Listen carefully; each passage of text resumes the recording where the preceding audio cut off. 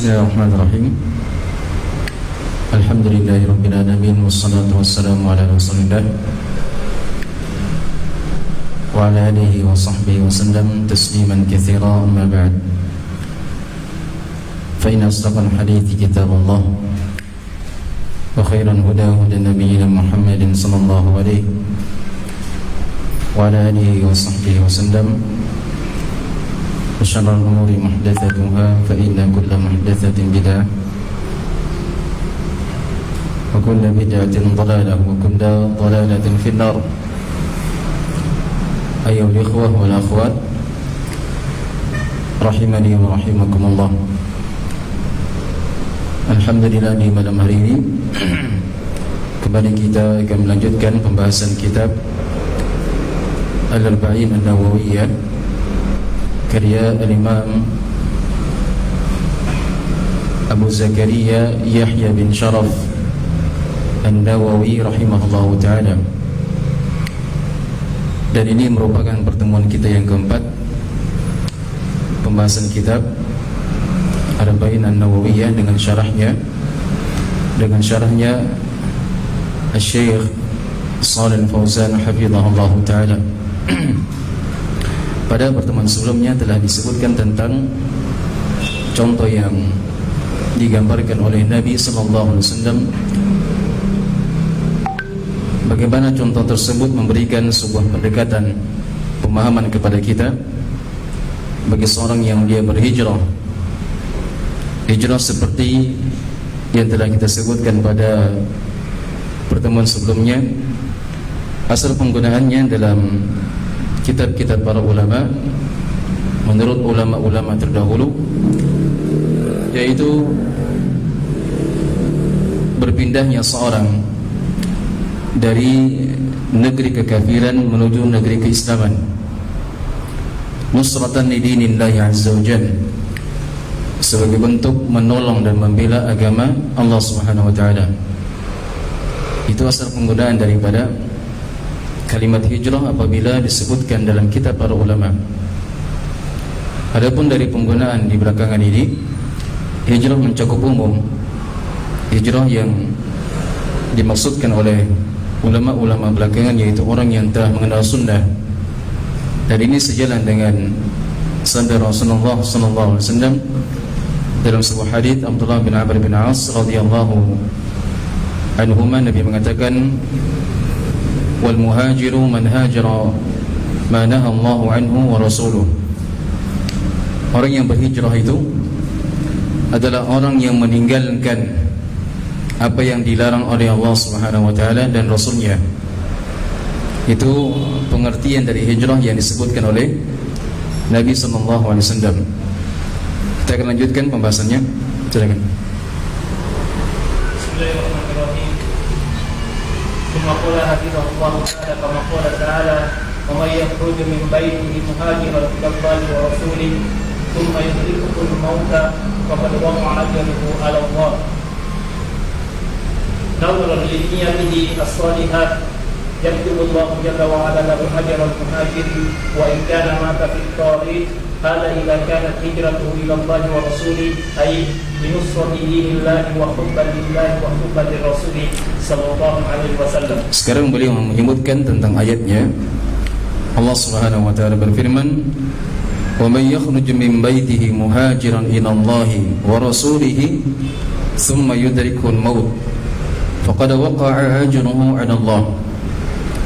Allah Subhanahu wa taala mengatakan dalam surah An-Nisa pada ayat 110, dan barang siapa yang dia keluar dari rumahnya dalam keadaan berhijrah menuju kepada Allah dan Rasulnya, kemudian dia terlebih dahulu dijemput oleh kematian, maka Allah mengatakan faqad waqa'a ajruhu 'ala Allah, sungguh pahalanya telah berada di sisi Allah Subhanahu wa taala. Orang yang berhijrah sudah keluar dari rumahnya menuju kepada Allah dan Rasulnya untuk membela Allah dan Rasulnya. Berarti ini niat yang baik ya. Hijrahnya tersebut adalah niat yang baik untuk membela Allah dan Rasulnya namun ternyata belum lagi dia sampai ke tempat tujuan, takdir berkata lain, maut telah menjemput dirinya. Maka orang seperti ini walaupun dia belum mencapai dari apa yang dia inginkan, karena sudah ada niat yang baik tadi, maka kata Allah, faqad waqa'a ajruhu 'ala Allah, sungguh pahalanya telah berada di sisi Allah Subhanahu wa taala. Menunjukkan bagaimana pentingnya seorang hamba itu memiliki niat yang baik. Iya. Kata beliau, nadharan li niyatihi as-salihah. Ini melihat kepada niatnya yang baik sehingga Allah Subhanahu wa taala menuliskan baginya pahala orang yang berhijrah. Walaupun dia mati, walaupun dia wafat di jalan. Maksudnya belum sampai lagi dia ke tempat tujuan dan dia sudah meninggal.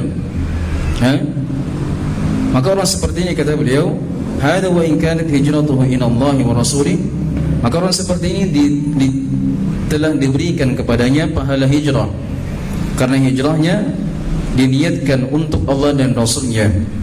Maksudnya apa? Apa maksudnya hijrah untuk Allah dan Rasulnya? Kata beliau, linusrati dinillahi, untuk menolong agama Allah Subhanahu wa taala, dan untuk sebagai bentuk kecintaan kepada Allah dan kepada Rasulnya. Baik. Kama qala Allah Ta'ala, wal hijratu baqiyatun ila an taqum as-sa'ah. Biqaulihi sallallahu alaihi wasallam, la tanqati'u al-hijratu hatta tanqati'a at-taubah, wa la tanqati'u at-taubah hatta tatlu'a asy-syamsu min maghribiha. Wal muslimu bihajatin ila al-hijrati da'iman wa abadan. Fa idza tuqiya 'alaihi fi dinihi wa sara la yastati'u izhara dinihi hajar ila balad yastati'u hayyun bi radinahu fihi muhafazatan ala dinihi wa may yuhajir fi sabilillah yajid fil ardi muragaman katsiran wa sa'atan. Baik, kata beliau rahimahullah hafizahullah taala, dan hijrah ini syariatnya masih berlaku sampai tegaknya hari kiamat. Iya. Dari hijrah ini, kata beliau, syariatnya akan tetap berlaku sampai tegaknya hari kiamat. Jangan sampai ada yang mengira bahwa hijrah ini hanya berlaku pada zaman Nabi saja, ketika para sahabat mereka mendapatkan penindasan dari kaum musyrikin, sehingga Allah dan Rasulnya memerintahkan para sahabat untuk berhijrah dari Makkah ke Madinah, atau sebagiannya dari Makkah ke Habasyah. Kemudian ternyata hijrah ini tidak berlaku lagi di zaman sekarang. Sekali-kali tidak, kalla wa rabbi. Bahkan hijrah sampai detik ini masih berlaku, khususnya bagi mereka yang tinggal di negeri orang-orang kafir dan mereka tidak bisa menampakkan agama Islam, atau mereka khawatir terpengaruh dengan lingkungan mereka. Orang seperti ini bahkan wajib lagi, bukan sunnah bagi mereka, wajib bagi mereka untuk berhijrah ketika mereka tinggal di sebuah lingkungan, dan mesti di lingkungan orang kafir, dan mesti dia tinggal di negaranya orang kafir. Selama dia tinggal di lingkungan yang dia khawatir terhadap agamanya, terhadap kehormatannya, maka diwajibkan baginya dia berhijrah. Berhijrah dalam artian dia menuju ke tempat yang lebih baik. Kenapa? Sebagai bentuk menolong agama Allah Subhanahu wa taala. Kata beliau, Rasulullah SAW bersabda, sesungguhnya hijrah tidak akan pernah terputus. Maksudnya tidak akan pernah berhenti syariatnya, hatta tanqati'ut taubah, sampai terputusnya taubat tersebut. Kapan terputusnya taubat?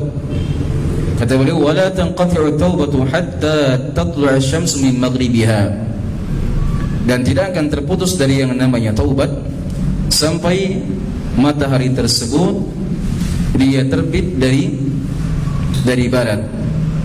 Dengan bahasa lain, bahwa hijrah ini akan senantiasa berlaku untuk umat ini sampai tegaknya hari kiamat.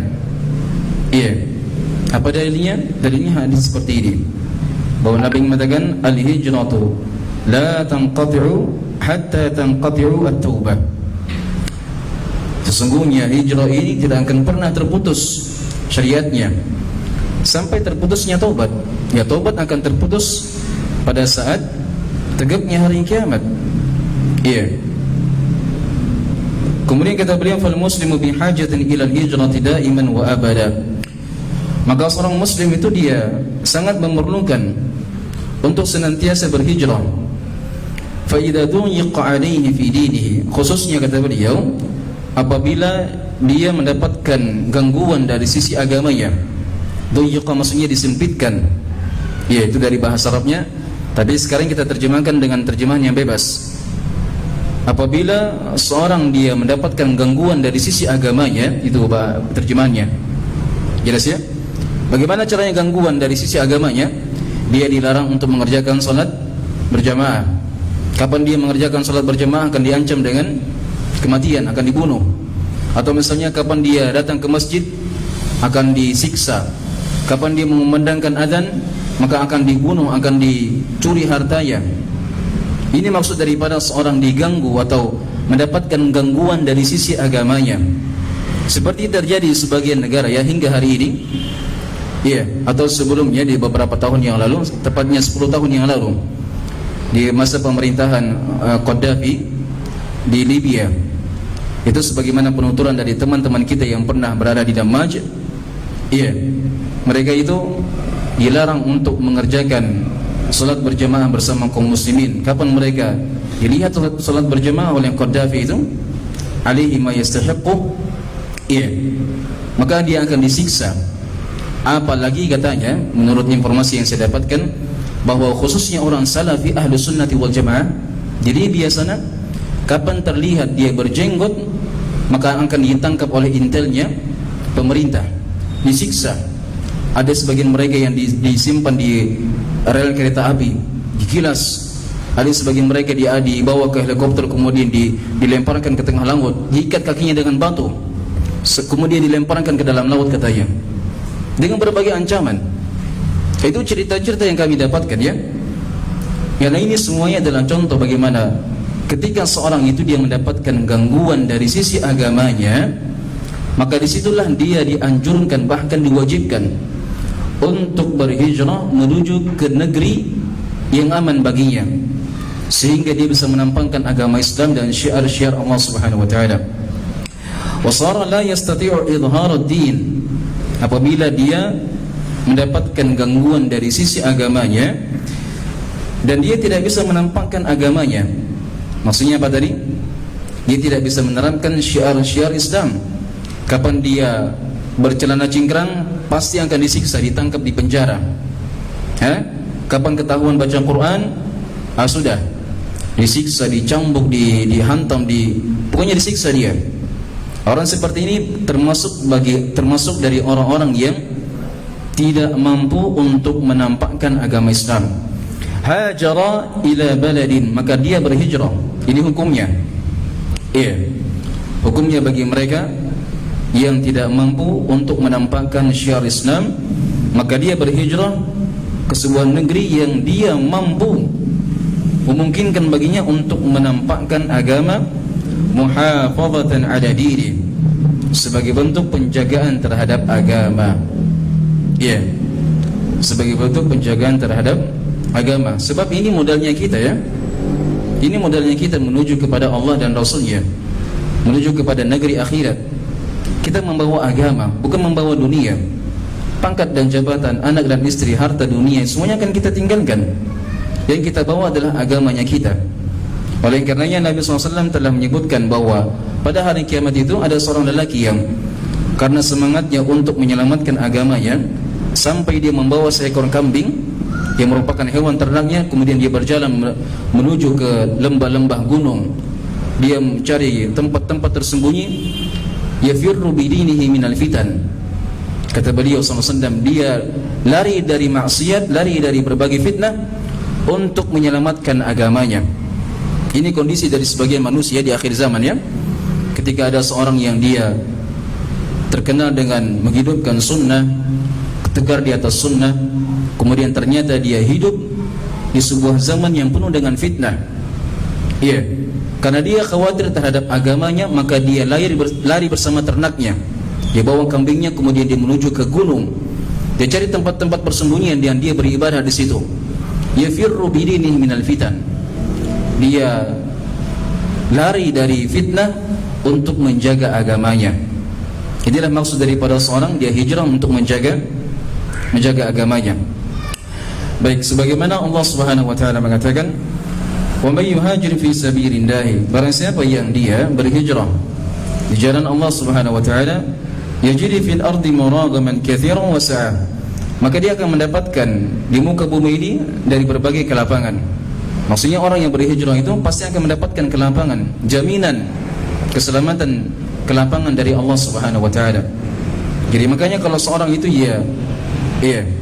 tinggal di negeri orang kafir, kemudian dia ragu untuk berhijrah, jangan sampai hilang penghasilannya, hilang rezekinya, jangan pernah ragu, hijrah. Allah Subhanahu wa taala akan menjamin rezekinya. Dan sebagaimana Allah Subhanahu wa taala berfirman, "Wa may yattaqillah yaj'al lahu makhrajan wa yarzuqhu min haitsu la yahtasib." Barang siapa yang dia bertakwa kepada Allah, maka Allah Subhanahu wa taala akan berikan kepadanya jalan keluar dan akan diberikan kepadanya rezeki dari arah yang tidak dia sangka-sangka.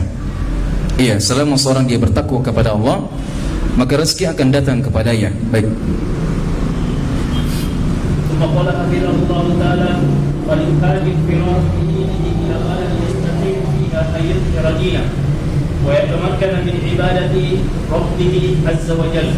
واما قوله صلى الله عليه وسلم لا هجرة بعد الفتح، فالمراد بالهجرة هنا الهجرة من مكة، لأنها لما فتحت على يد رسول الله صلى الله عليه وسلم صارت بلد الإسلام، فلا يهاجر منها، إنما كان يهاجر منها إنما كانت في قبضة الكفار وكانوا يضايقون المسلمين ويصدونهم عن دينهم. فلما فتح رسول الله صلى الله عليه وسلم صارت بلاد الإسلام، فالذي يهاجر من مكة إلى المدينة بعد الفتح لا يسمى مهاجرا، لأن الهجرة حينئذ ليس لها موجب، ومكة أفضل من المدينة ومن غيرها من البلدان. أما الهجرة من بلد الكفار إلى بلد الإسلام فهي باقية ولا تعارض بين الأحاديث. Baik, kata beliau hafizahullah ta'ala, maka hendaknya seorang itu dia berhijrah. Iya, hendaknya dia berhijrah firaran bidinihi, dia lari untuk membawa agamanya menuju ke sebuah negeri yang memungkinkan baginya untuk menampakkan agamanya, mengamalkan syiar-syiar Islam, wa yatamakkan min ibadati rabbih azza wa jalla, dan dia mampu untuk beribadah kepada Allah Subhanahu wa taala. Jadi jangan salah pahami juga ya bahwa orang hijrah itu maksudnya untuk beribadah kepada Allah agar supaya bisa menyelamatkan agamanya. Jangan sampai dia sudah hijrah, contoh ketika dia berada di Amerika ya, kemudian dia hijrah misalnya ke Indonesia. Ternyata sampai di Indonesia juga sama kelakuannya, enggak juga menerapkan Islam, tidak menampakkan syiar Islam, tidak menolong agama Allah Subhanahu wa taala. Maka orang seperti ini tidak mendapatkan pahala hijrah. Iya. Maksud daripada hijrah itu seorang dia lari dari negeri kekufuran menuju negeri Islam untuk bisa beribadah kepada Allah Subhanahu wa taala, menyelamatkan agamanya.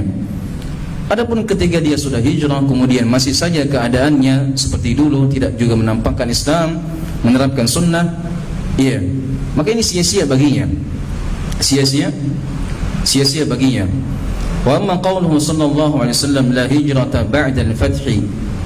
Adapun sabda Nabi sallallahu alaihi wasallam tidak ada hijrah setelah al-fath. Al-fath itu maksudnya ditaklukkannya negeri Mekah, tepatnya di tanggal 8 Hijriah.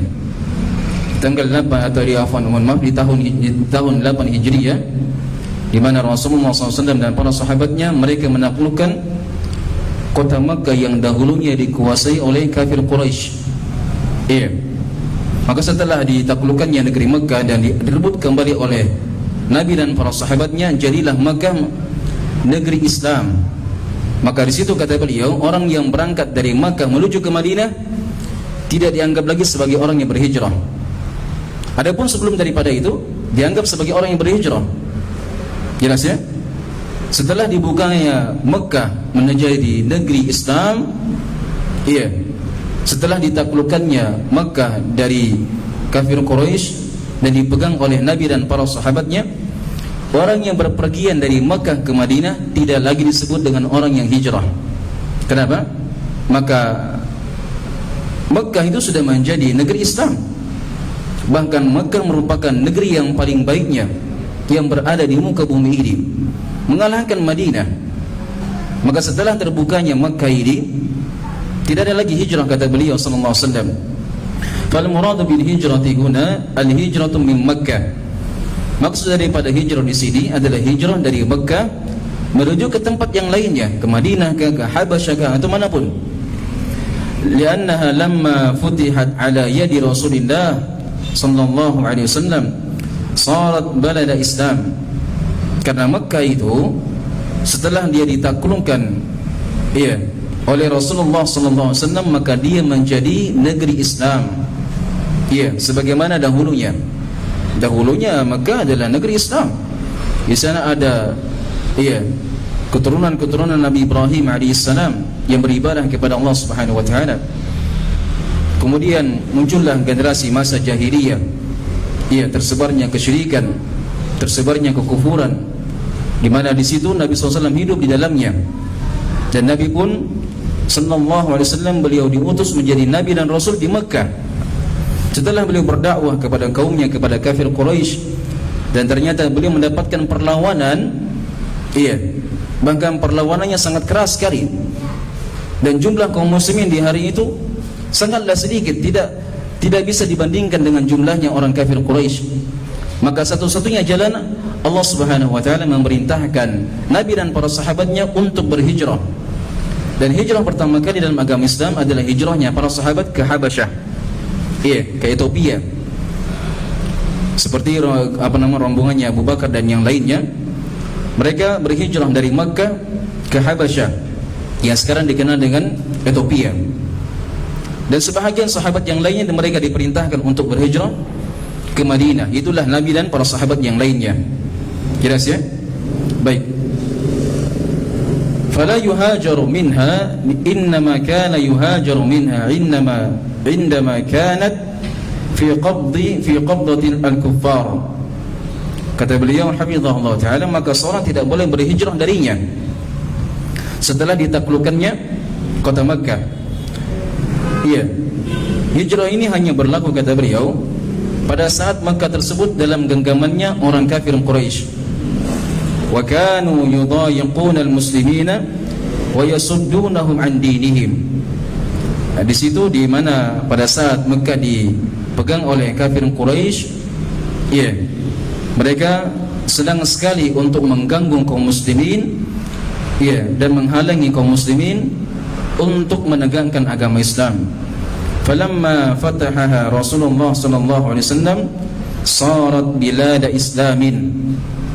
Maka setelah ditaklukkan oleh Nabi sallallahu alaihi wasallam bersama dengan para sahabatnya, maka jadilah Makkah negeri Islam. Falladhi yuhajiru min Makkah ila al-Madinah ba'da al-fathi la yusamma muhajiran. Jadi orang yang berangkat dari Makkah ke Madinah setelah ditaklukkannya Makkah tadi tidak lagi disebut sebagai orang yang muhajir, orang yang berhijrah. Lianna al-hijrata hina idin laysa laha mujibun.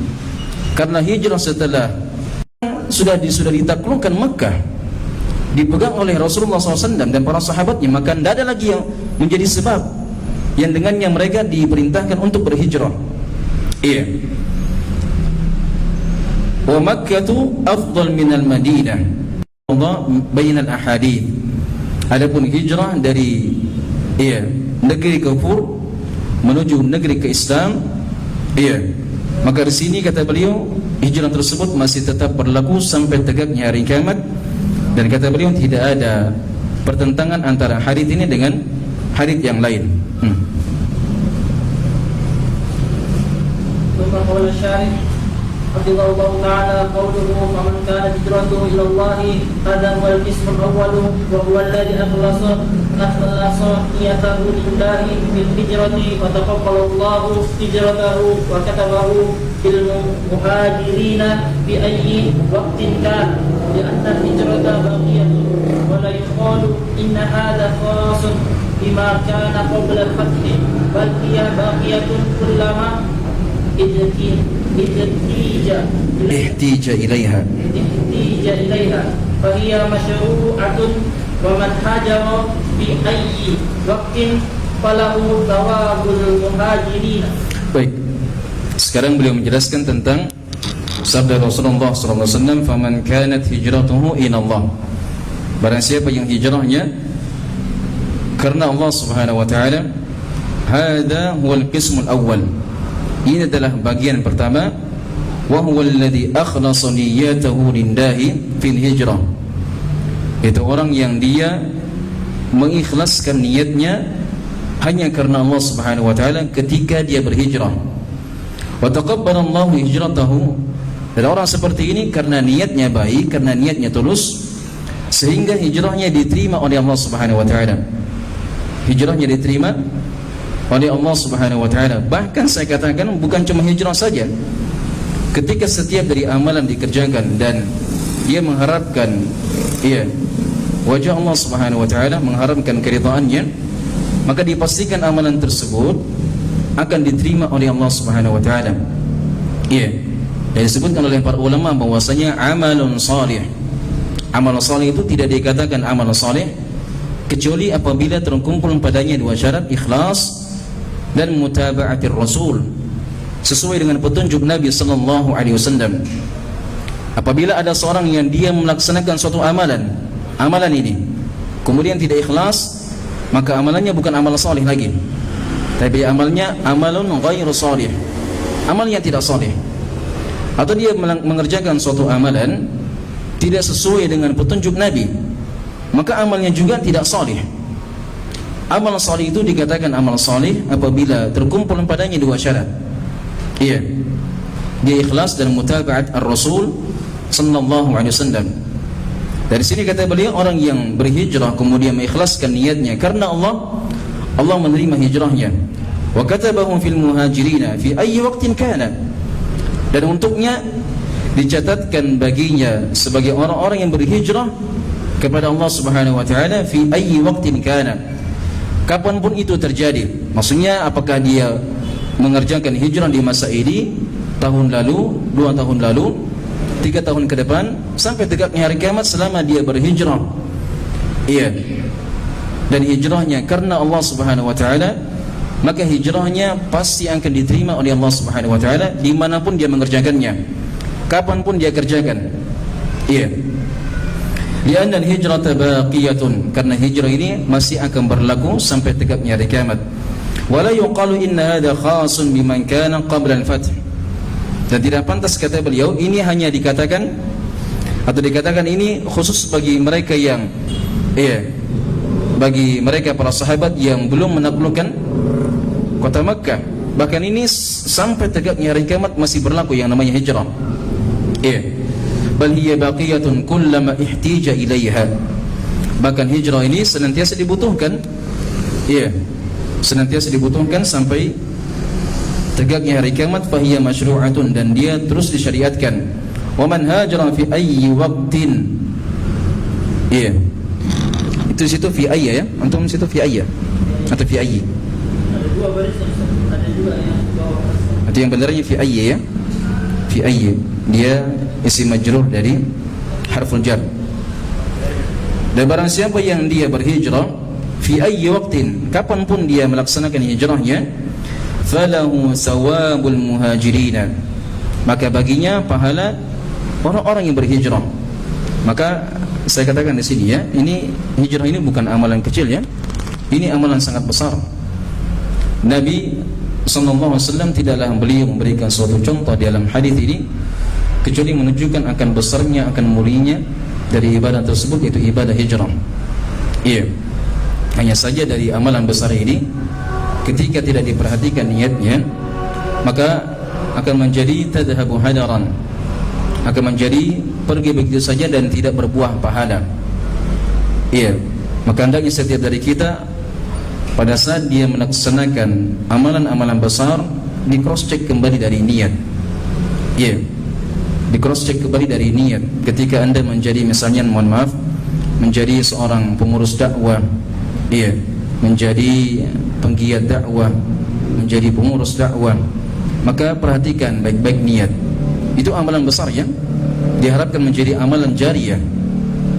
Maka jangan sampai amalan yang besar ini pergi sia-sia begitu saja tanpa berbuah pahala. Iya. Dan seperti yang telah saya sebutkan pada pertemuan sebelumnya, bahwa cara seorang dia memperbaiki niatnya adalah dengan memperbanyak doa kepada Allah Subhanahu wa taala agar diberikan keikhlasan pada setiap perbuatan dan ucapannya.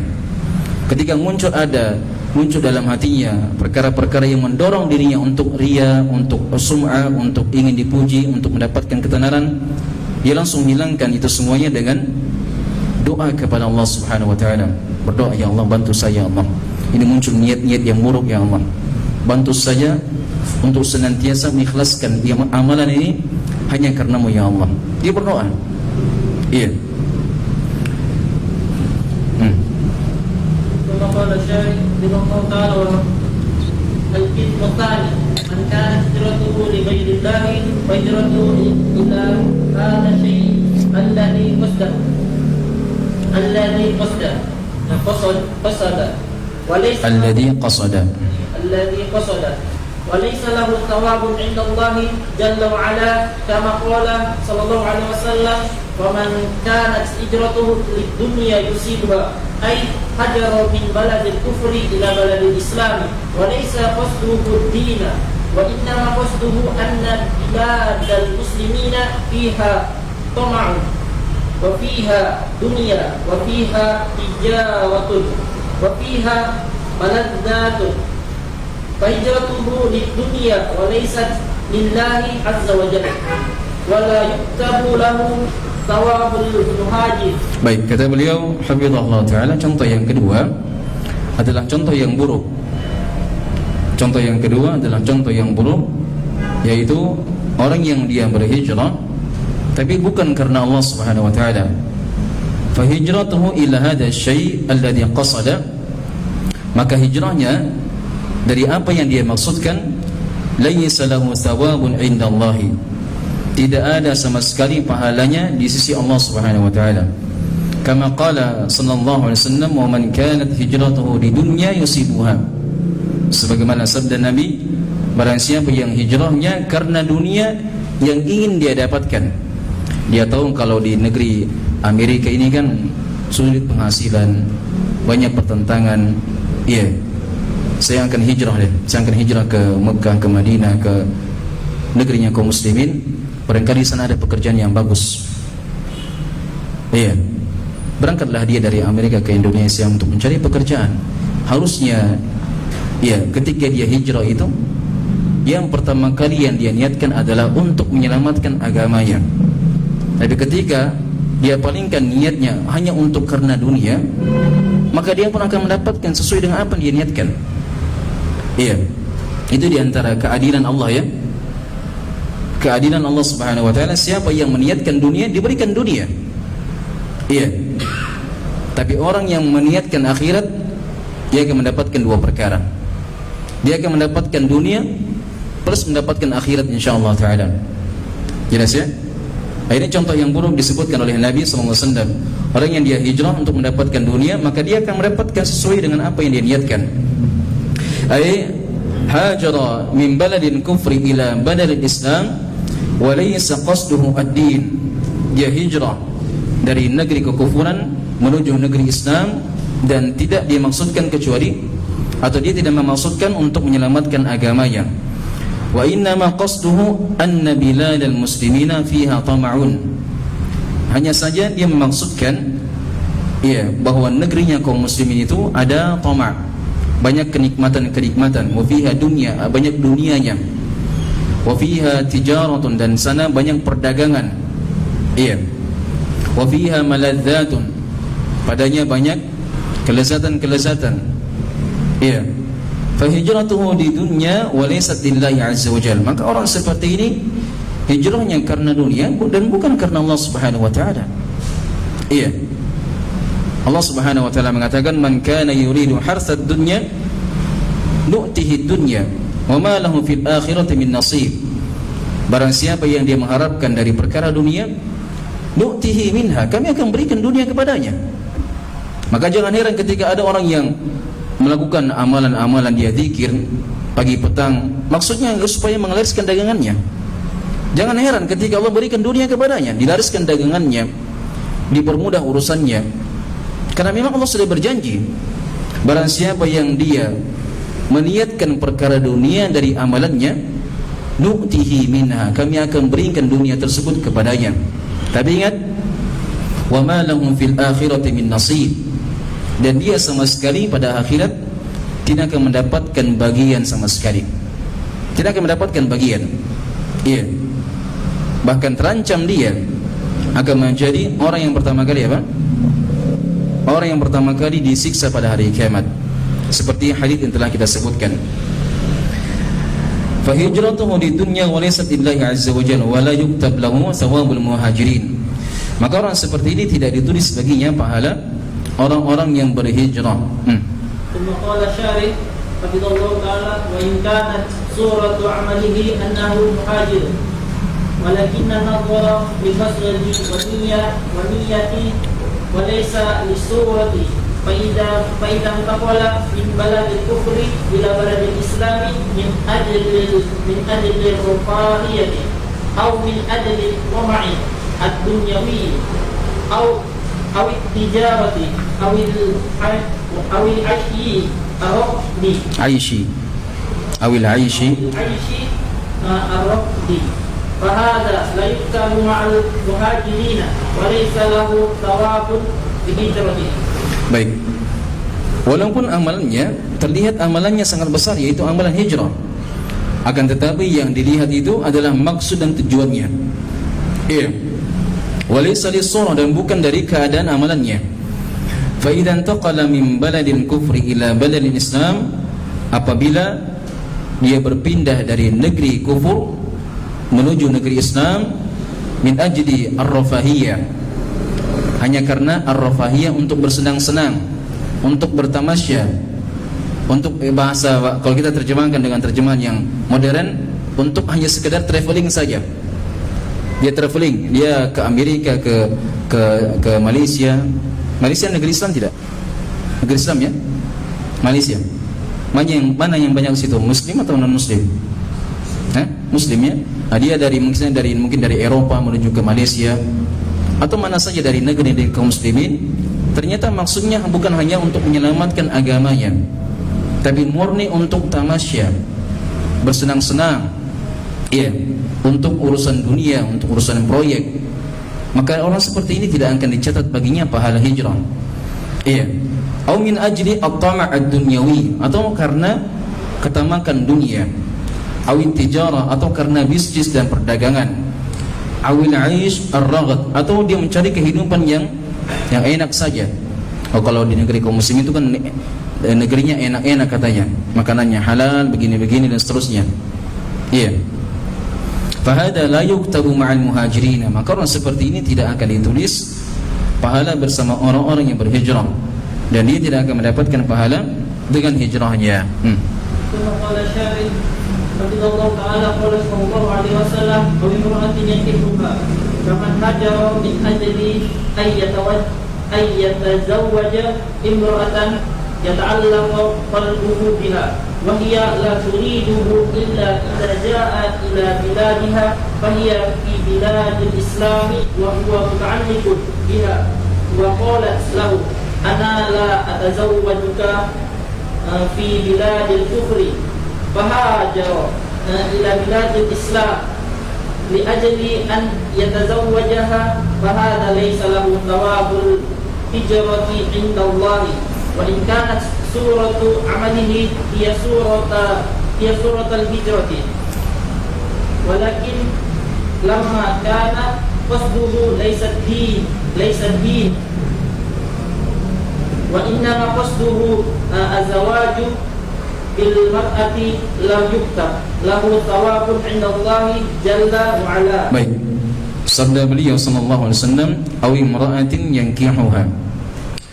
Atau dia berhijrah hanya karena wanita yang ingin dia nikahi. Bagaimana contohnya? Kaman hajra min ajli an yatazawwaja imra'atan.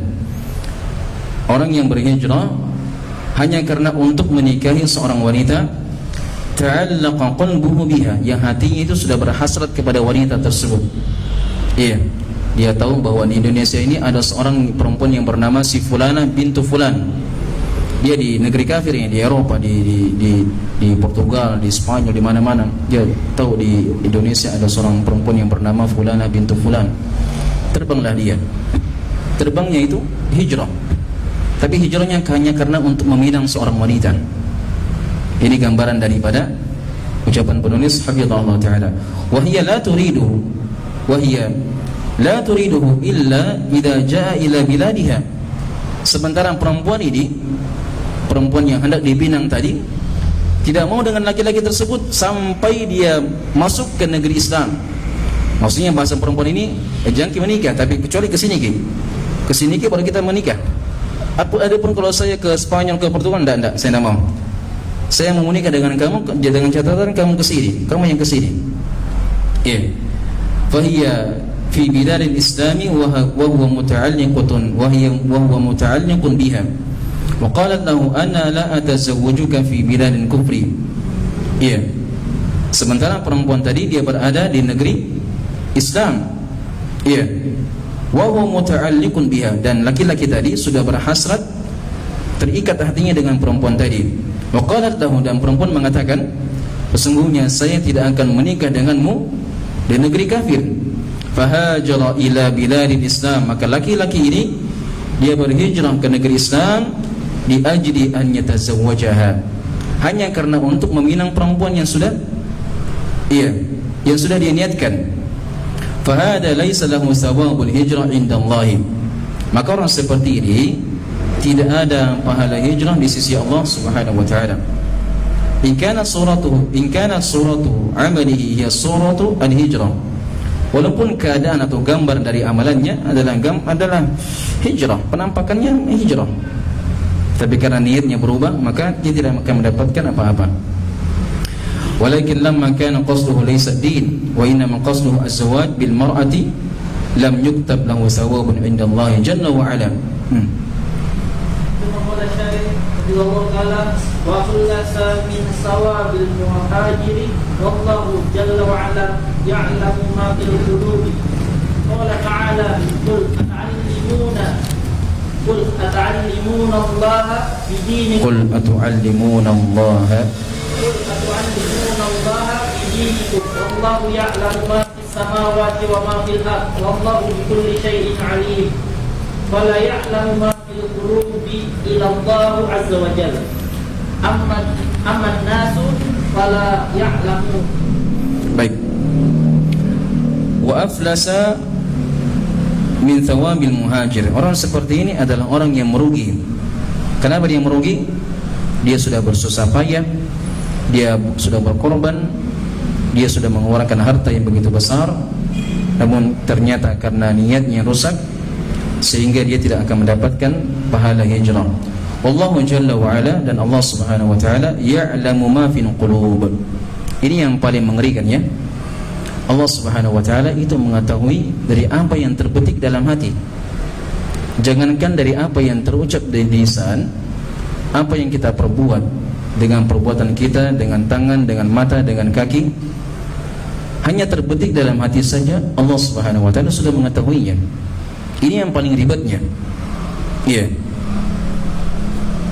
Makanya seorang itu sepanjang dia mengetahui bahwasanya Allah Subhanahu wa taala mengetahui apa yang terbetik dalam hati, maka jangan sekali-kali dia pernah meniatkan perkara buruk dalam hatinya. Dia hadirkan senantiasa niat yang baik dalam hatinya, insya Allah dia akan mendapatkan pahala. Iya. Dia hadirkan niat yang baik saja, dia akan mendapatkan pahala. Iya. Karena Allah Subhanahu wa taala hanya melihat pada hati seorang hamba dan bukan yang lainnya. Iya. Kemudian kata beliau, qala Allah Ta'ala, qul atu'allimuna Allah bidinikum wallahu ya'lamu ma fis samawati wa ma fil ard wallahu bikulli syai'in alim. Katakanlah, apakah kalian mengajarkan Allah tentang agama kalian, sementara Allah Subhanahu wa taala yang mengetahui apa yang ada di langit dan apa yang ada di bumi. Dan Allah Subhanahu wa taala Maha mengetahui terhadap segala sesuatu. Fala ya'lamu ma fil qulubi illallah jalla wa ala. Tidak ada yang mengetahui dari perkara hati kecuali Allah Subhanahu wa taala. Amman nas fala ya'lamun. Adapun manusia, mereka tidak mengetahui untuk urusan hati. Fanniyatu Kama qala syarif Allah Ta'ala, niyatu mahalluha al-qalbu. mahalluha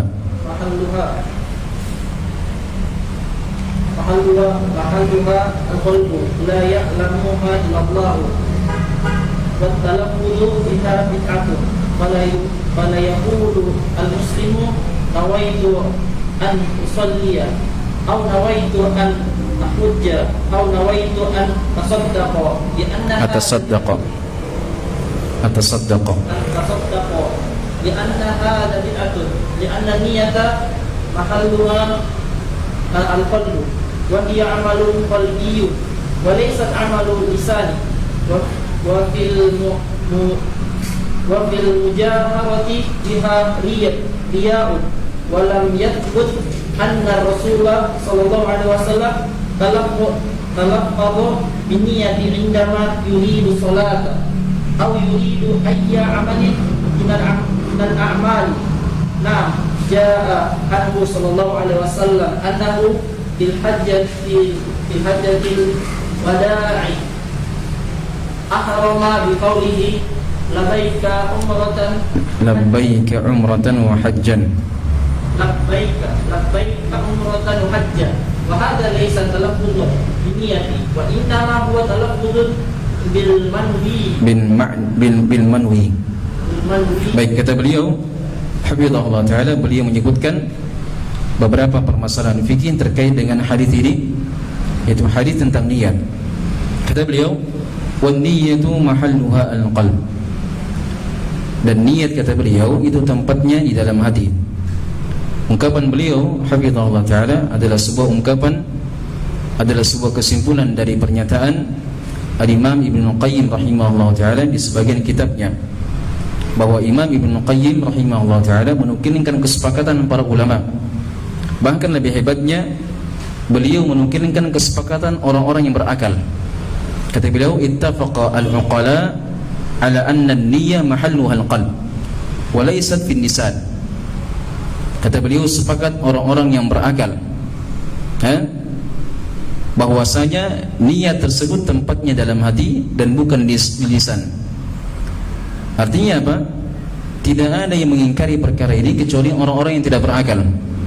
Selama akalnya masih sehat, akalnya masih bagus, pasti akan menetapkan bahwa niat tersebut tempatnya dalam hati dan bukan di lisan.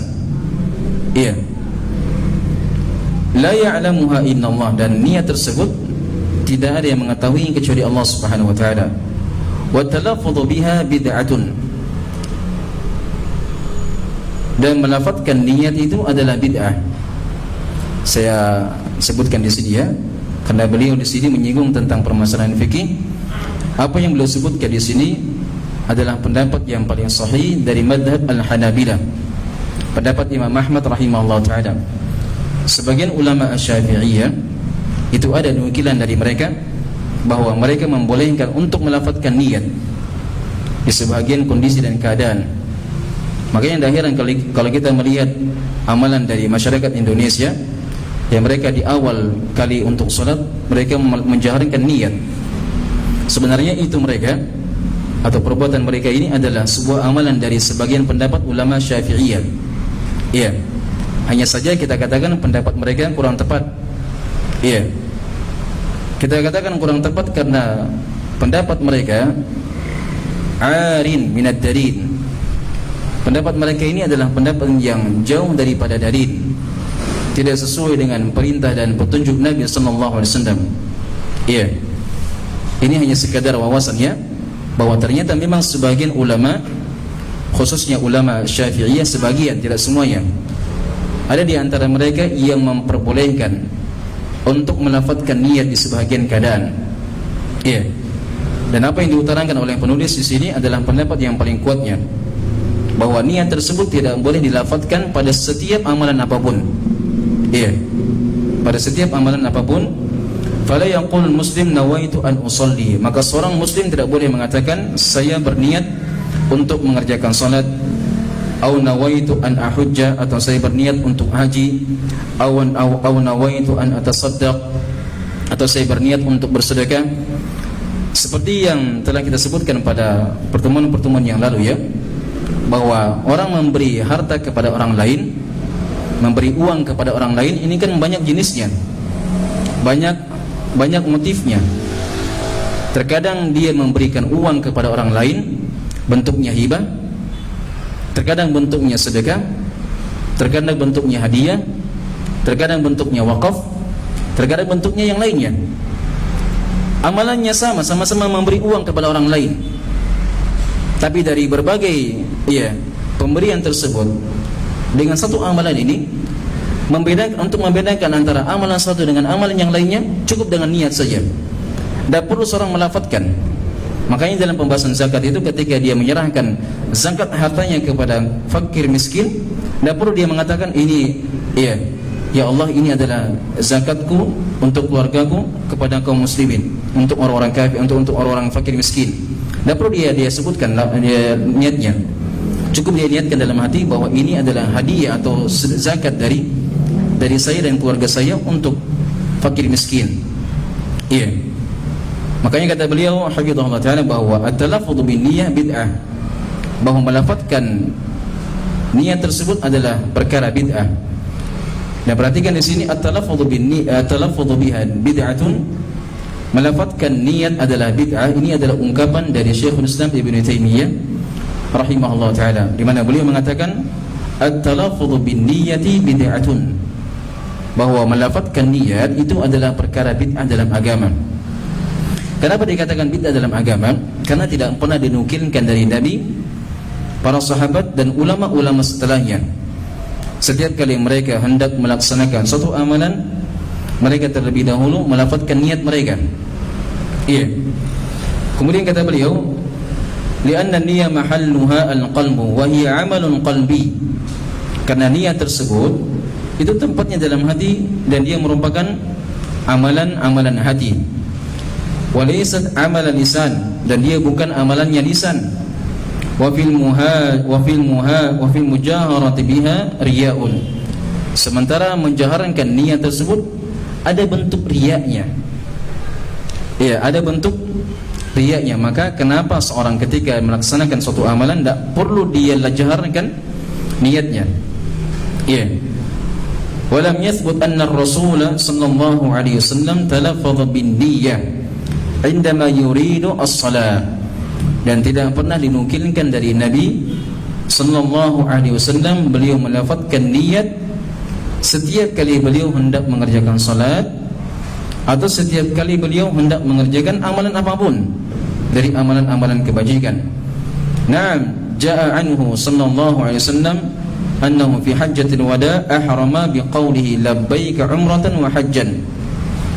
Betul kata beliau bahwasanya pernah dinukilkan dari Nabi sallallahu alaihi wasallam ketika beliau hendak melakukan manasik haji, dan ini pada peristiwa hajjatul wada.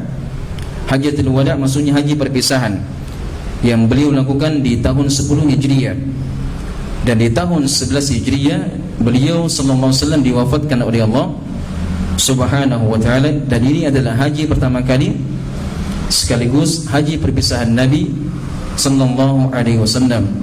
Maka ini disebut dengan hajjatul wada, haji perpisahan. Ahrama biqaulihi, pada saat beliau berihram, beliau mengucapkan dengan sebuah ucapan labbaika umratan wa hajjan. Makanya sebagian para ulama mereka mengecualikan satu amalan saja, di mana seorang diperbolehkan untuk menjaharkan niat, yaitu ketika dia haji atau umrah. Karena untuk membedakan haji atau umrah, maka dia harus menjaharkan niatnya. labbaik Allahumma hajjan.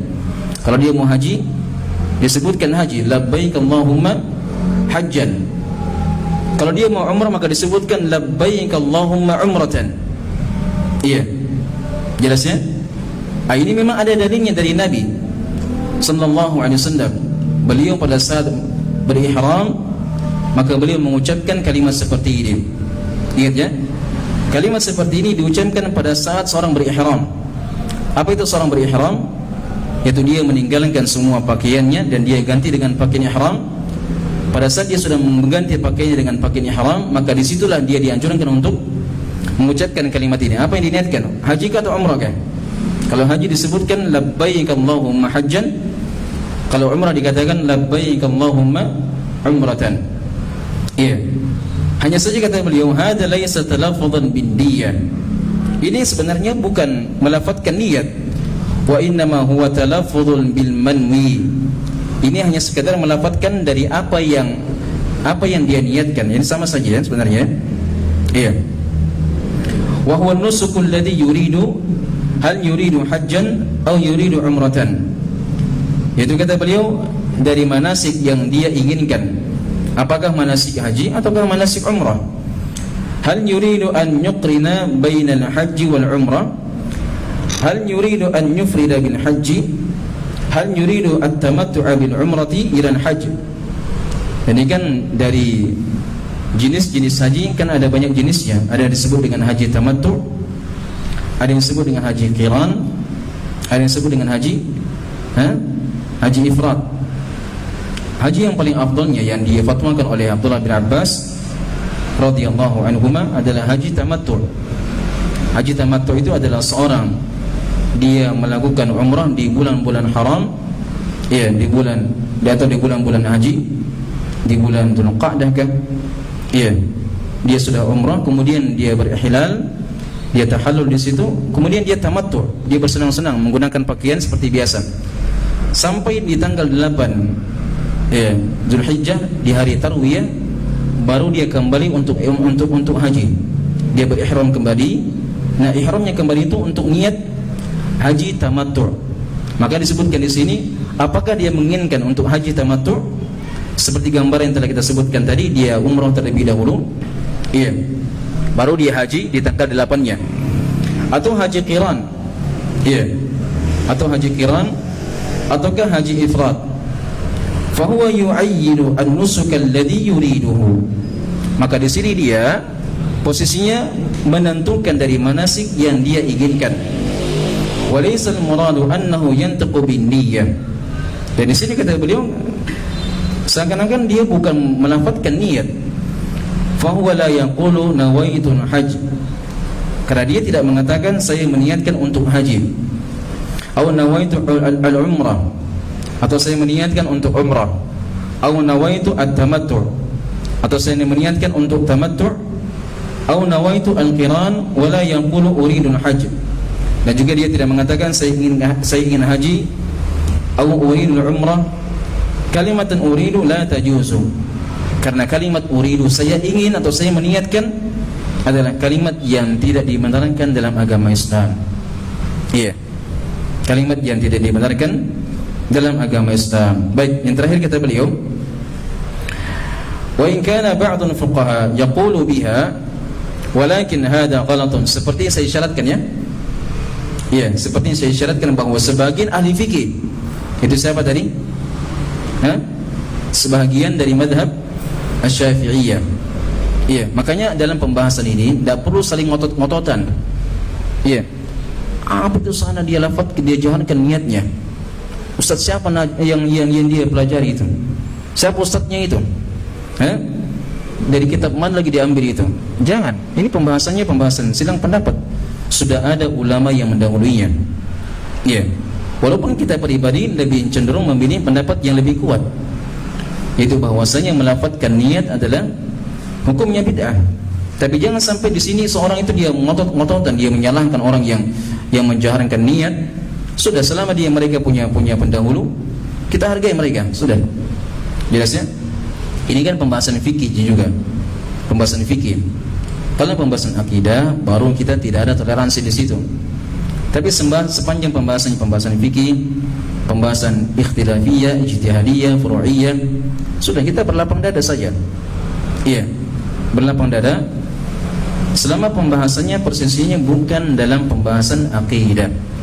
Itu pun kalau seandainya pembahasan akidah, dan langsung serta-merta langsung diviralkan, disebarkan di media sosial, si fulan sana pemikirannya sudah rusak karena dia sudah mujalasah dengan si fulan. Seperti kejadian dari sebagian ustaz-ustaz kita ya, yang sudah mulai katanya menampakkan dari wajah aslinya, sudah membuka topengnya katanya, sudah mulai katanya menampakkan dari manhajnya al-ikhwan muslimin. Apa yang dibikin dia viralkan di media sosial, salah juga itu namanya. Itu ustaz sunnah?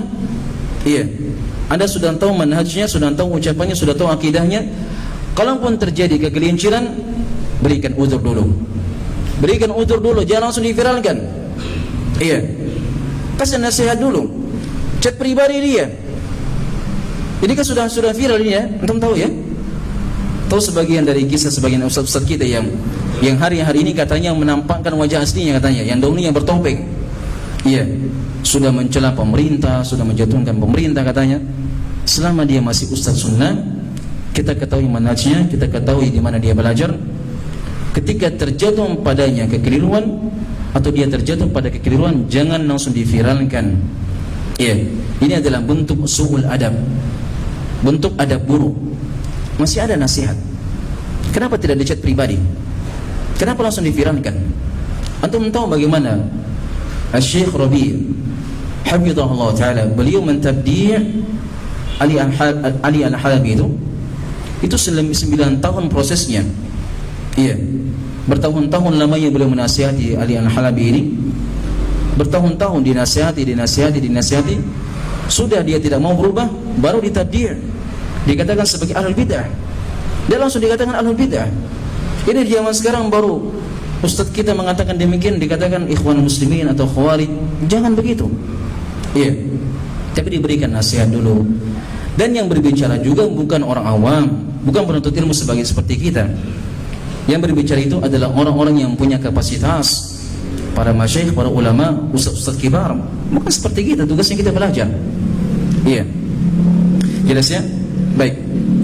Kita kembali dalam pembahasan. Kata beliau hafizahullah taala, wa in kana ba'dul fuqaha yaqulu biha, walaupun sebagian ahli fikih telah mengucapkan hal demikian, walakin hada ghalatun, akan tetapi ini kata beliau adalah kekeliruan. Wa innamal ladzi warada 'anil rasul sallallahu alaihi wasallam at-talaffuz bin nusuk min bab ta'yin nusuk.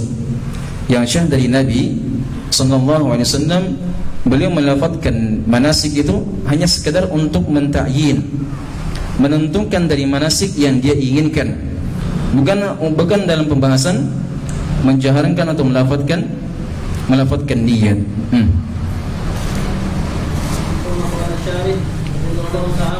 Ala yajuzu at-talaffuz bi-niyyati la 'inda salati wa la 'inda zakati wa la 'inda ayyi 'amalin ya'maluhu,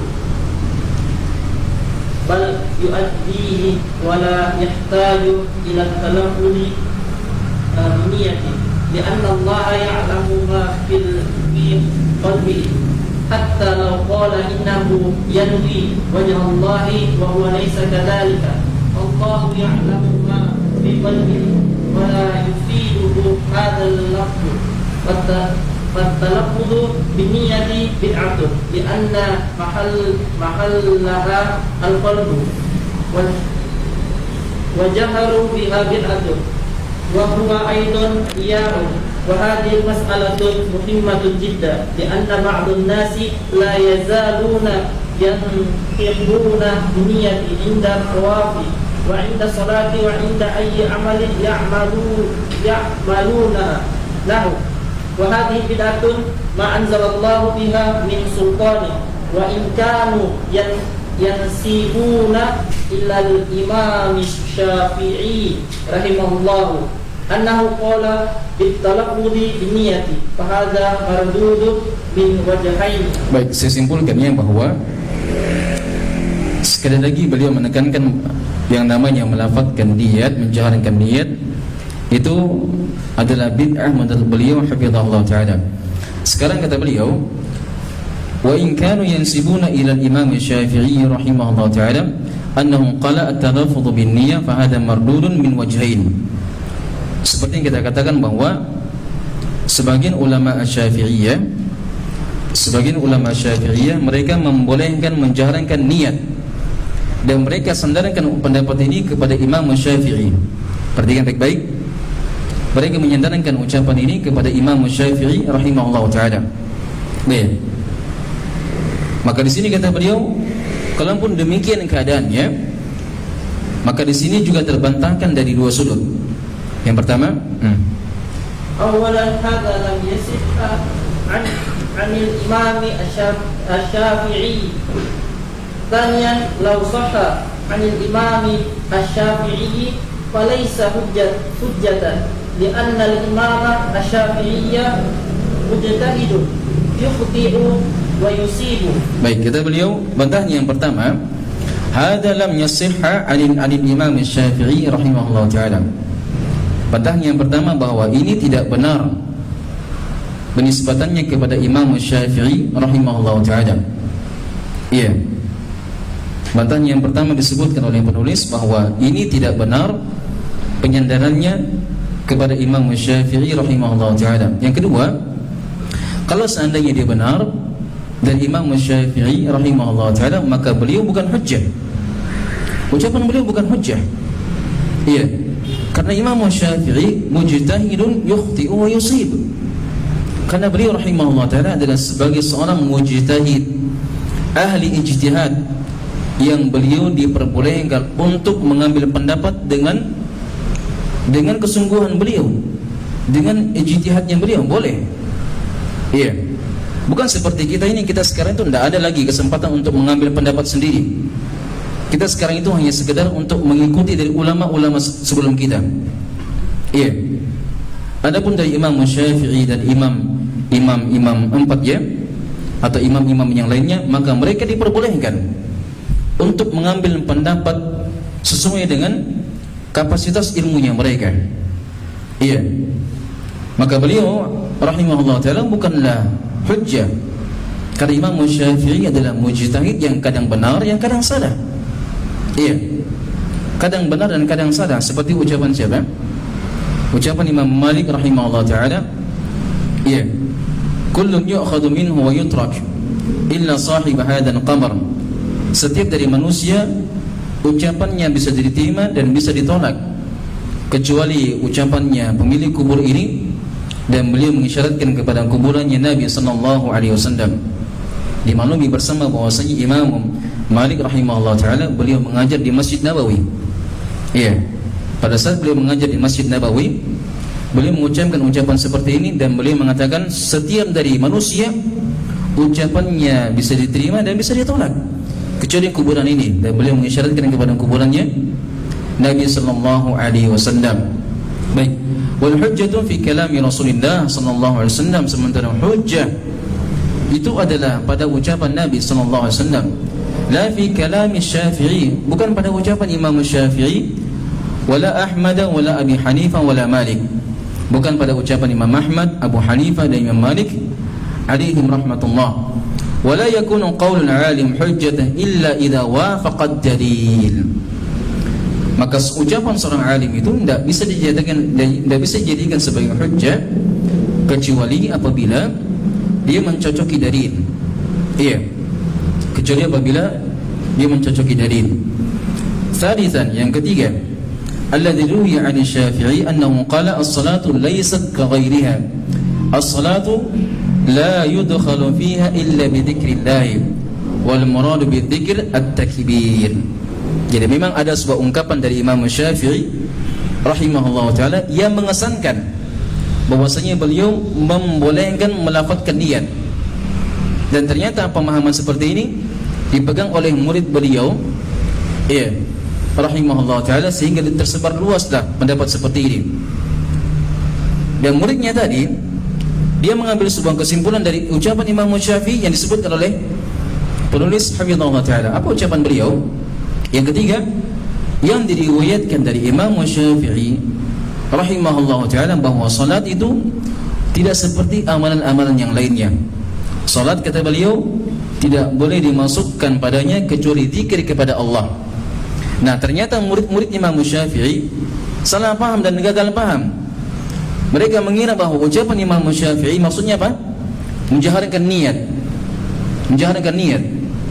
Sehingga pendapat seperti ini tersebar luas dan terwarisi hingga hari ini. Yang asalnya Imam Syafi'i bukan memaksudkan itu. Imam Syafi'i memaksudkan dari ucapannya adalah takbiratul ihram, bahwa salat itu tidak akan sah kecuali dengan zikir kepada Allah, yaitu apa? Takbiratul ihram. Dan memang keadaannya bahwa salat atau diantara rukun-rukun salat adalah takbiratul ihram. Makanya ungkapan beliau ini dijadikan dalil oleh sebagian murid-muridnya bahwa Imam Syafi'i membolehkan menjaharkan niat. Apa dalilnya mereka? Ucapan Imam Syafi'i. Dan mereka asalnya gagal paham memaknai ucapan beliau rahimahullahu ta'ala. Baik. Fa'ala kulli halin an-niyatu 'amalun qalbiyyun wa la yajuzu at-talaffuz biha. Wallahu ankara 'ala al-a'rab alladhi qalu amanna. Wa qala jalla wa 'ala mukhatiban rasulahu qul lam tu'minu walakin qulu aslamna walamma yadkhulul imanu fi qulubikum. Maka niat adalah amalannya hati dan tidak boleh seorang melafazkan niat. Allah Subhanahu wa taala telah mengingkari kepada seorang Arab Badui. Dia mengatakan dia beriman, kami beriman. Maka Allah Subhanahu wa taala bercerita kepada Rasulnya, qul lam tu'minu, katakan wahai Muhammad, janganlah kalian mengucapkan kalian beriman, walakin qulu aslamna, tapi katakan sesungguhnya kami telah beragama Islam, karena keimanan belum masuk dalam hati-hati kalian. Qauluhu qul atu'allimuna Allah bidinikum, dan firman Allah Subhanahu wa taala, katakan wahai Muhammad, apakah kalian yang mengajarkan Allah agama-agama kalian? Allah Subhanahu la yahtaju ila an tu'limahu 'ala an niyatik biqaulik. Allah Subhanahu wa taala tidak butuh untuk kalian menjaharkan niat. Allah tidak butuh. Allah Maha mendengar, tidak? Jangankan dari apa yang kita ucapkan. Apa yang terbetik dalam hati saja Allah sudah tahu. Si fulan sekarang ini apa yang diniatkan setelah ta'lim, mau kemana, mau ke sini, mau ngopi, mau kumpul di warkop, Allah sudah tahu itu. Apa yang terbetik dalam hati Allah semua sudah tahu. Siapa yang habis ta'lim mau kumpul bersama di rumah si fulan, di rumah si alan, apa yang terbetik dalam hatinya Allah sudah tahu, apalagi hanya sekedar ucapan. Maka kata beliau, Allah tidak butuh untuk kalian menjaharkan niatnya. Ana nawaitu kada wa ana alimtu laka kada wa kada wallahu ya'lamu hadha bi an tukhbirahu subhanahu wa ta'ala, fa'alayka bi islahin niyyah wa israrin niyyah wa 'adami at-talaffuz biha. Wa amma at-talaffuz 'inda dhabhi al-udhiyati falaysa talaffuzan bin niyyah, lianna qawluhu Allahumma minka wa laka an Muhammadin wa ummatihi bismillah ya Allahu akbar thumma dhabah.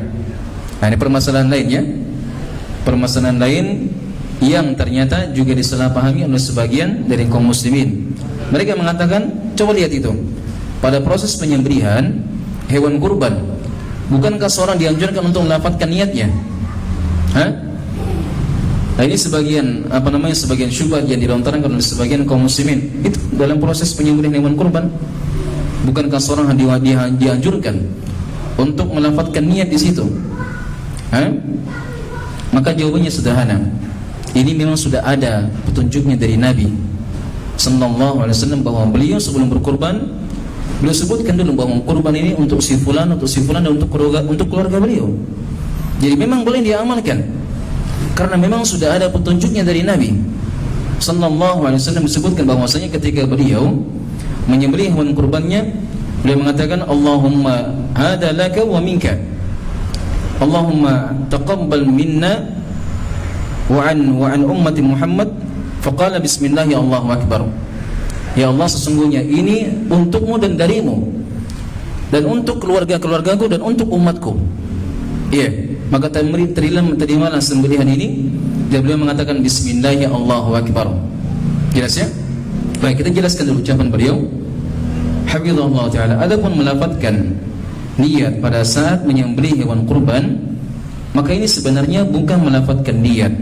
Karena ucapan beliau, maksudnya ucapan hadis, Allahumma minka walaka. Ya Allah, sesungguhnya ini darimu dan untukmu. An Muhammadin wa ummatihi. Dari Muhammad dan umatnya. Iya. Kemudian beliau mengatakan bismillahi Allahu akbar thumma dabah. Saya pikir antum semuanya sudah tahu ya, pada proses penyembelihan hewan kurban itu ada dua jenis, ada dua bentuk yang dibolehkan oleh para ulama. Boleh dia mengucapkan bismillahi Allahu akbar terlebih dahulu, kemudian disebutkan maksudnya, ya Allah terimalah dari saya dan dari keluargaku. Iya. Kemudian dia sembelih. Boleh dia ucapkan bismillah dulu, Allahu akbar, baru disebutkan maksudnya, ya Allah ini dari saya dan keluarga saya, kemudian dia sembelih. Boleh terbalik juga. Boleh dia sebutkan maksudnya dulu, ya Allah ini dari saya dan dari keluarga saya. Iya. Kemudian diucapkan bismillah Allahu akbar, kemudian dia sembelih hewan kurbannya. Kedua-duanya boleh. Contoh yang ketiga juga dibolehkan oleh para ulama. Artinya dia menyebutkan untuk keluarganya secara terperinci, ya Allah terimalah dari saya dan untuk keluarga saya si fulan bin fulan, fulanah bintu fulanah. Boleh disebutkan secara rinci dan boleh juga disebutkan secara global. Secara global maksudnya, ya Allah terimalah dari saya dan untuk keluargaku. Ini bahasa-bahasa global juga diperbolehkan. Boleh juga disebutkan secara terperinci, ya Allah terimalah saya dari saya ini dan dari keluarga saya fulan bin fulan, fulanah bintu fulan dan fulan bintu fulan. Boleh. Kemudian terakhir diucapkan bismillah ya Allahu akbar, disembelih hewan kurbannya. Boleh juga terbalik. Diucapkan bismillah ya Allahu akbar, kemudian dia katakan ya Allah ini dari saya dan dari keluarga saya. Jelas ya? Baik. Wa hadza doa kata beliau, dan ini semuanya adalah doa, bukan menjaharkan niat di situ. Jelas ya? Jadi tidak ada di sini maksudnya beliau menjaharkan niat, tidak ada. Ini adalah murni doa dari Nabi SAW agar diterima sembelihannya. Iya. Wa talaffudhu bil manwi laysa talaffudhan bin niyyah. Wa huwa mithlu at-talaffudhi bin nusuk. Fa idza dabahta al-udhiyata fa innaka tu'ayyinu alladhi qasadtahu.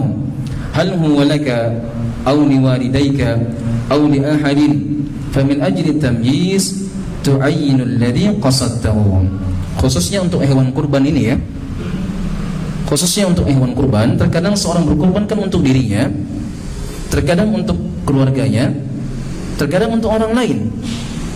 Kan dalam pembahasan kurban kan seorang boleh mewakilkan kepada orang lain. Kan tidak mungkin dia sebagai wakil kemudian disebutkan untuk dirinya, kan tidak mungkin. Maka untuk membedakan antara sembelihan untuk dirinya dan sembelihan untuk orang lain, maka perlu pembeda. Maka situ dianjurkan seorang mengucapkan sebuah ucapan untuk membedakan mana sembelihan si kurban, mana sembelihan untuk yang lainnya. Iya.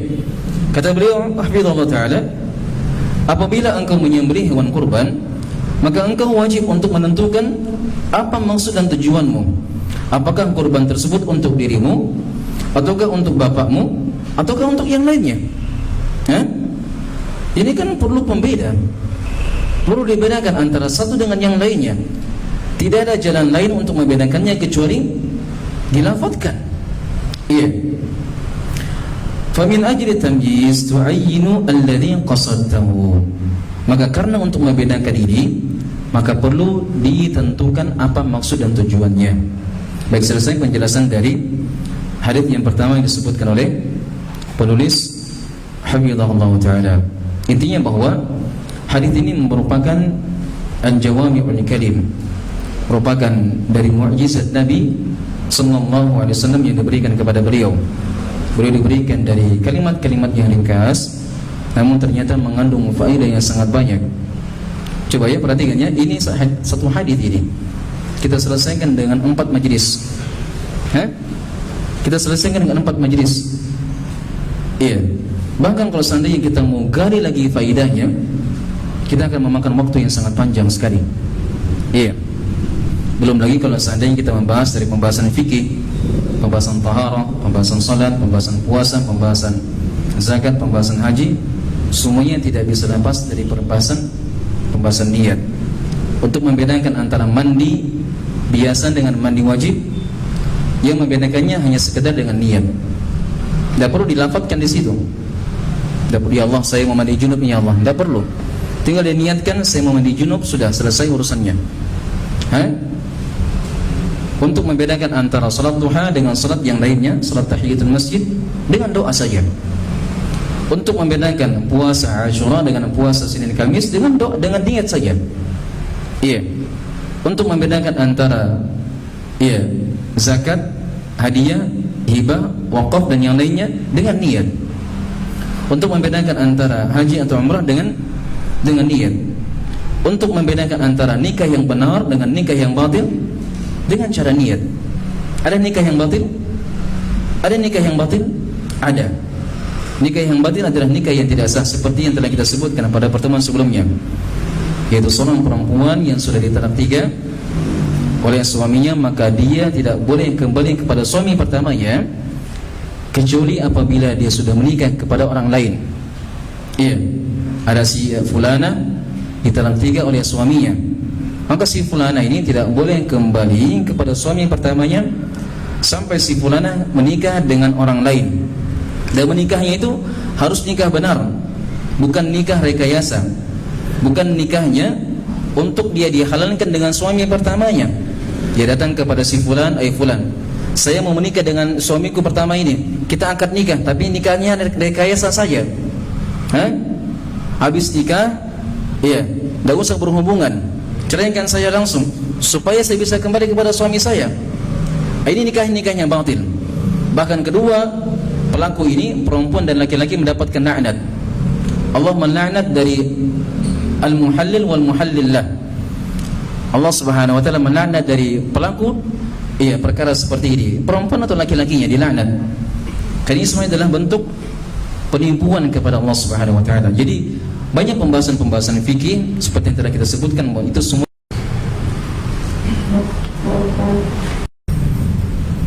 Allahu Akbar.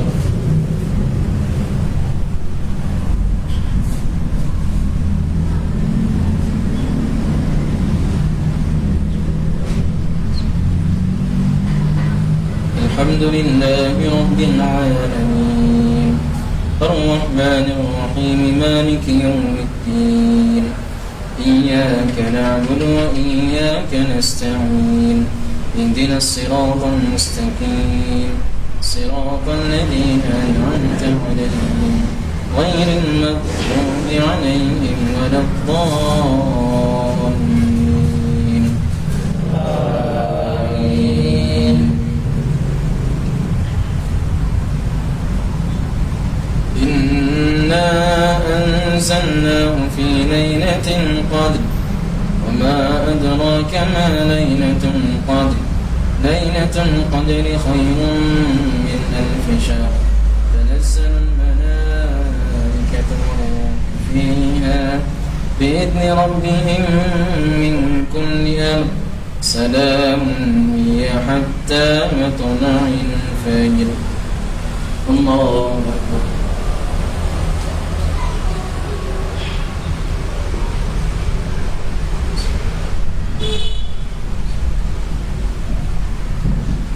Sami Allahu liman hamidah. Allahu Akbar.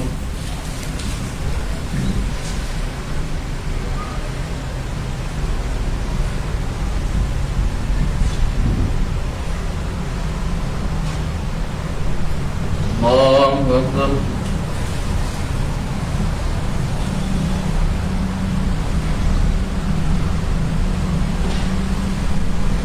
Allahu Akbar.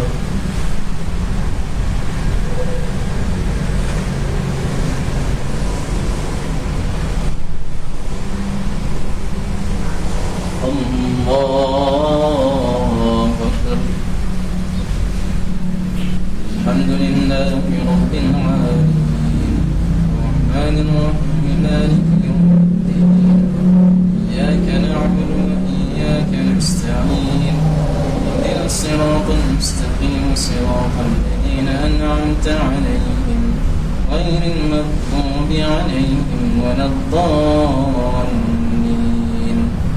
آمين.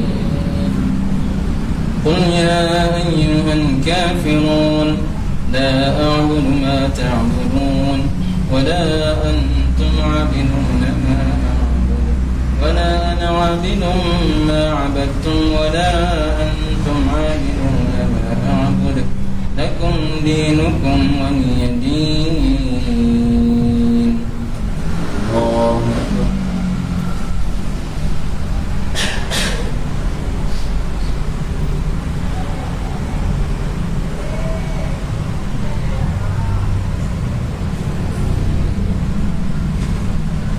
سمع الله لمن حمده.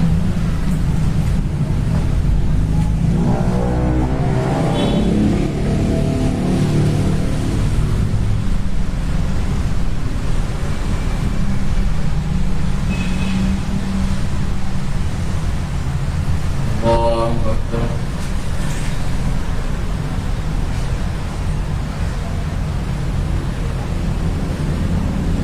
الله أكبر.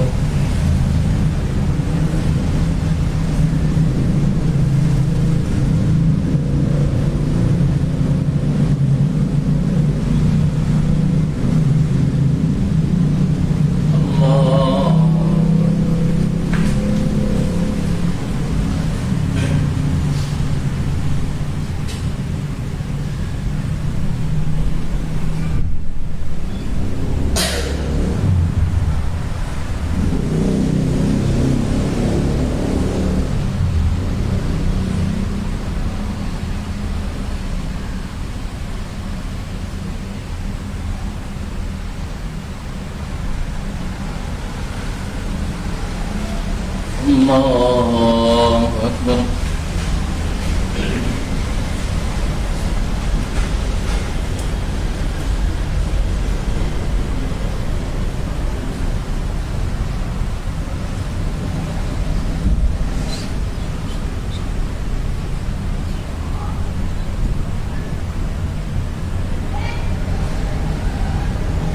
الله أكبر.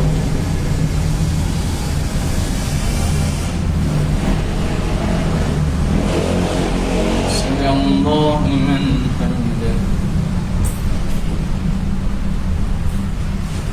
الله أكبر.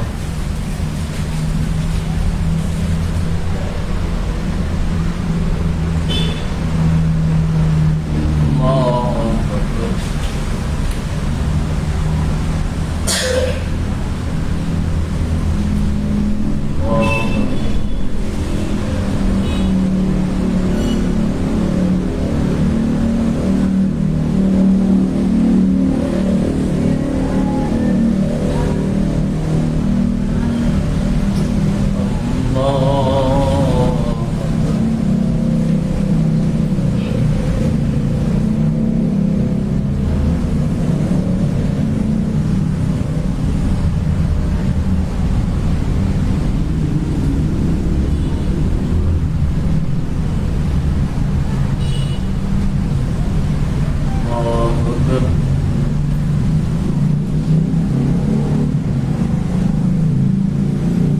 سمع الله لمن حمده. الله أكبر.